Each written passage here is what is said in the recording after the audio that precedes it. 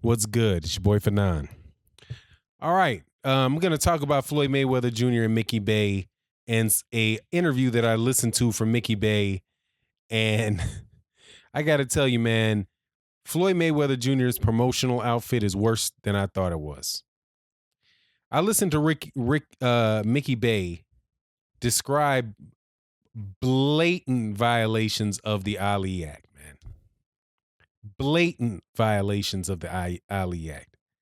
If what he is saying is true, Floyd Mayweather Jr., I wouldn't even, if I was Mickey Bay, if what he's saying is true about the relationship between Floyd Mayweather, Mickey Bay and Mickey Bay's manager, who is Floyd Mayweather's cousin, I wouldn't be talking to anybody. I would go look for a lawyer as fast as I could find one and slap a loss and sit down in front of a lawyer and find out exactly how much somebody that's expert in that area, go through the facts and see if you got a case for a lawsuit against Floyd Mayweather Jr. Because the actions that Mickey Bay described are they're ridiculous. They're unprofessional at the least, and they're illegal at the worst. And so let me describe what I heard Mickey Bay say. Mickey Bay said that he has an issue with Mayweather Promotions, and he's trying to be very, very polite about Floyd Mayweather Jr. So the subject is Floyd Mayweather Promotions. He said that everything was going well, at the beginning with Mayweather Promotions, and that at a point he was assigned a manager. He said that he didn't choose the manager. The manager was assigned to him by Mayweather Promotions. And his manager was the first boxer managed by Floyd Mayweather Jr.'s cousin. And that eventually there was a relationship where he described a situation where he was essentially the cousin of Floyd Mayweather Jr., was essentially a go-between between Floyd Mayweather Jr. and Mickey Bay. And Mickey Bay described everything that he described sounded to me as if he was just acting as a manager that worked for his cousin, Floyd Mayweather Jr. And the way that it described it, it seemed that there was no separation between the two whatsoever. He even talked about how it was so much so that the cousin of Floyd Mayweather Jr., his manager, was bad-mouthing Mickey Bay to Floyd Mayweather Jr. That is not only an amazingly unprofessional on the part, if what they said is true, if that's not only amazingly unprofessional, it's illegal. And from what I can see, it's a violation of the Ali Act. Specifically, a violation of, wow, I gotta tell you, man, it just amazes me. 15 U.S. Code Section 6308. U.S. Code Title 15, Chapter 89, Section 2308. And let me read it to you. And it's B. Title 15, Chapter 89, Section 6308. Section B, firewall between promoters and managers. In general, it is unlawful for A, a promoter to have a direct or indirect financial interest in the management of a boxer, or B, a manager, 1, to have a direct or indirect financial interest in the promotion of a boxer, or 2, to be employed by or receive compensation or other benefits from a promoter except for amounts received in consideration under the manager's contract with the boxer.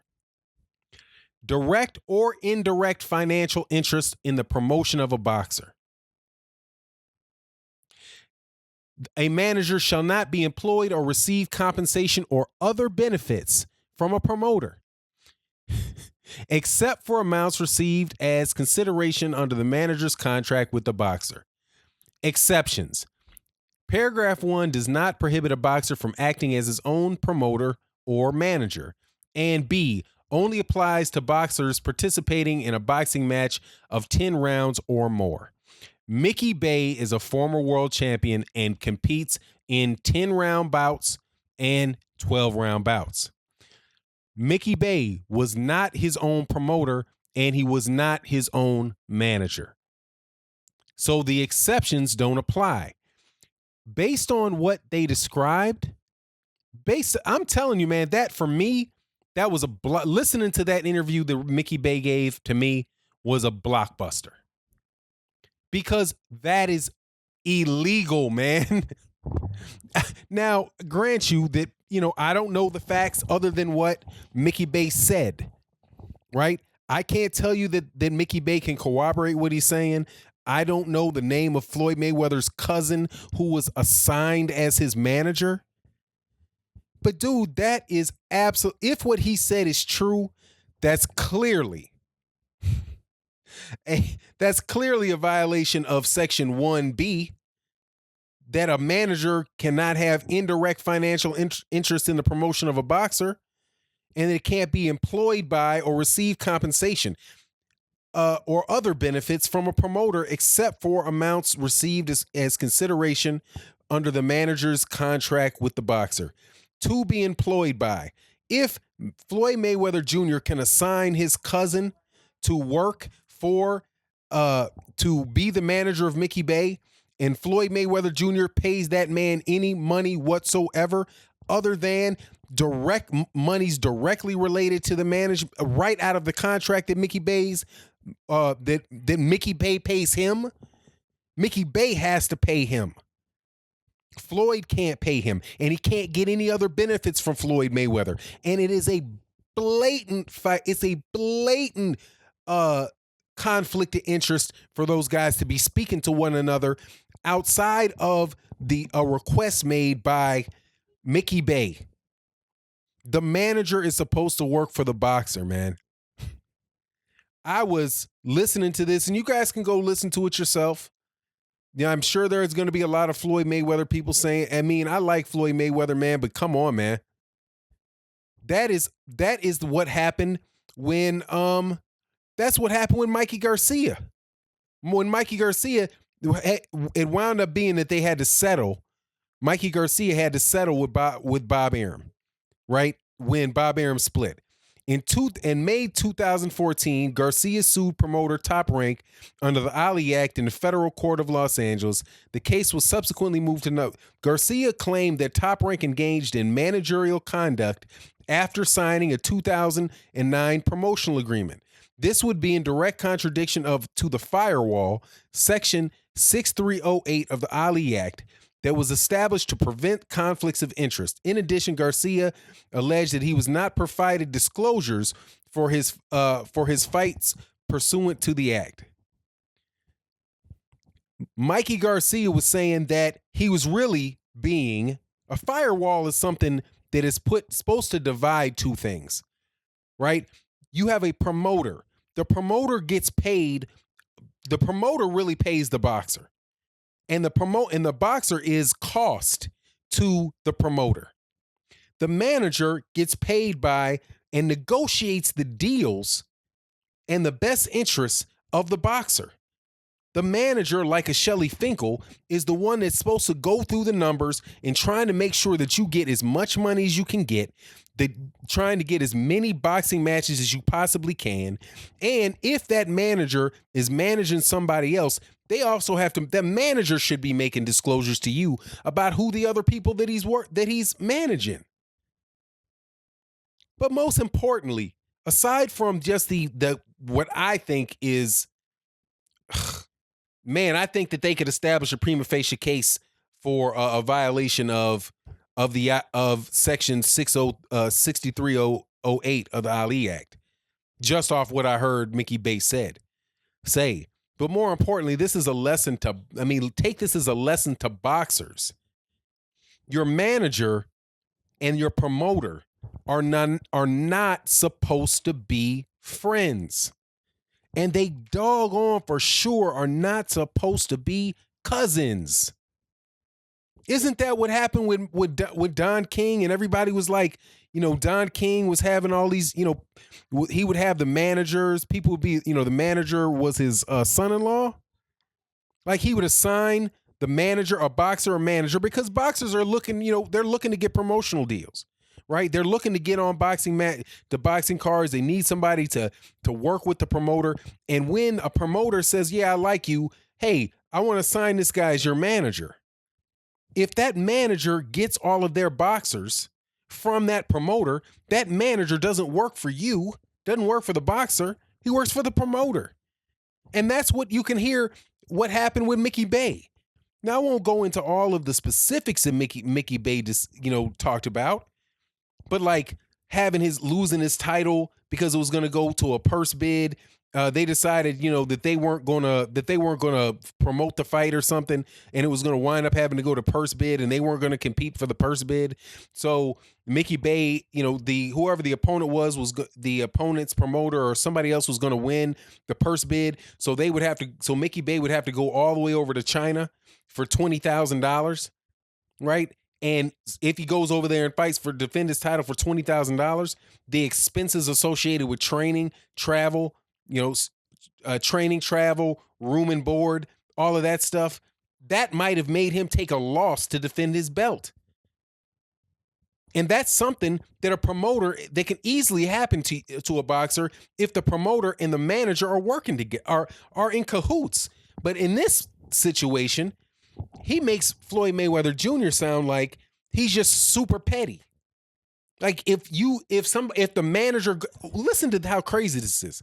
Your manager, a guy that's working for you, whose job it is, who has a professional responsibility to look out for your best interest and to negotiate your deals with a promoter, goes to the promoter and tells the promoter that the boxer is either, he's dishonest or he's lazy or he's saying bad things about you.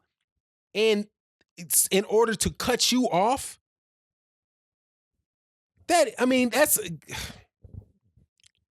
I don't know whether or not Mickey Bay was trying to go out of his way to make it sound as if, because he didn't want to speak poorly of Floyd Mayweather. But in the way that he described it, you cannot get around the fact that he's speaking poorly of the promotional company, Mayweather Promotions. Floyd Mayweather needs to go get a manager. He needs to get a manager for that company that does that for a living and listen to that guy as far as it goes, as far as the day-to-day management of business goes, or get out of the business. Or just get out. Take your money right off into the sunset. That promotional from what I can see, Mayweather Promotions was a organization that was really designed to be able to make Floyd Mayweather independent from Top Rank. So he was like, look, I can have my own promotional outfit, but my own promotional outfit is really for me. It's really just me, right? So that it's a company that I can process my purses through, right? It's a organization that it's a business. It's incorporated. It can do it has a promotional license. I can also get a cut from whatever other boxing matches get arranged under the cards I'm fighting on. All that's fine and dandy. And that might work when it's you doing those events. But if I'm a boxer going into that, and somebody tells me, and here's the thing, if you have any leverage whatsoever in that scenario, you want to avoid it. But, unfortunately, I'm sure there's a lot of boxers that can't avoid the situation that Mickey Bay found himself in, where his boxing match goes to purse bid. He then goes to arbitration.